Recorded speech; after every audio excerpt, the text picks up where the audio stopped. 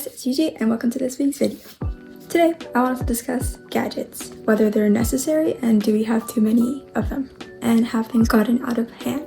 So, I'm trying not to script things in their entirety so that this video is more free-flowing. I do have points to cover, but it'll be more broad this time. Chapter 1, Functional Necessities.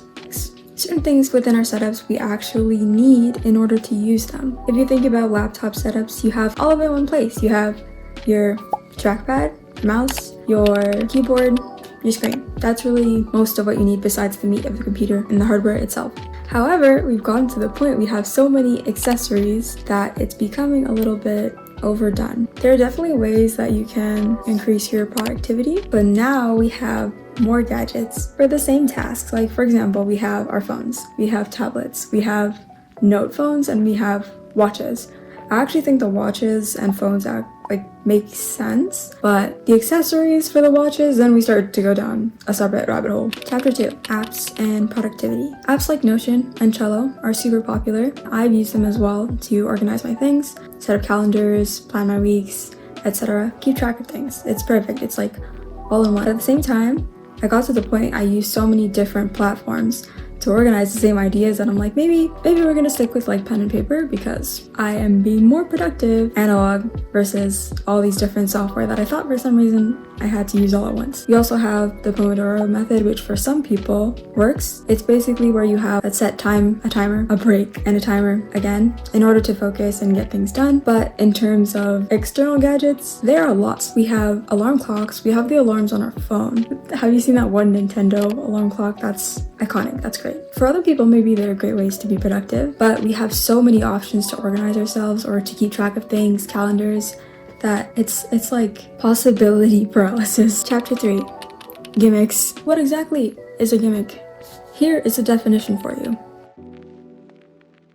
So, when technology was starting to become more mainstream and popular, especially after the smartphone, there were lots of niche inventions that kind of didn't go under the radar but were used by smaller sets of people. I should probably find something to support this because it sounds like I'm making it up.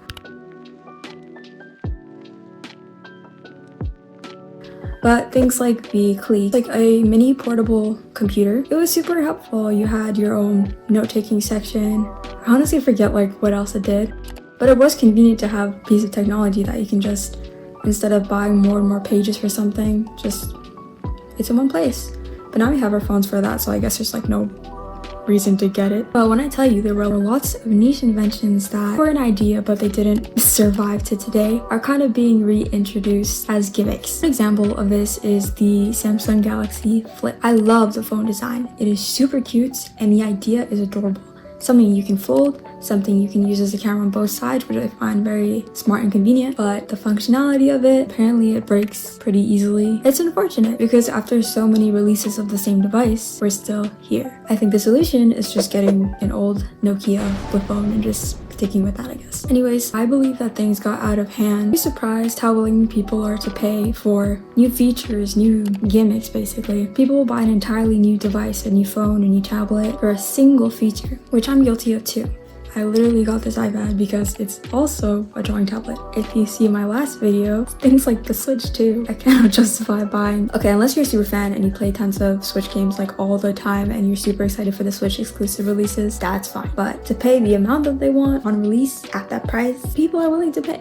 And that's why gimmicks, even if they're not very innovative, that's why they survive. Anyways, before I yap into the sun, I did want to close this video by saying thank you for watching. This was a shorter one and this was less scripted, but I did have a lot of fun making it. Anyways, thank you guys so much for watching this video. If you want to see more like it, feel free to subscribe. I'm hoping to make more videos on technology, art, and games in the future. I had a lot of fun making this one. Appreciate the support so far. Have a good one. Bye.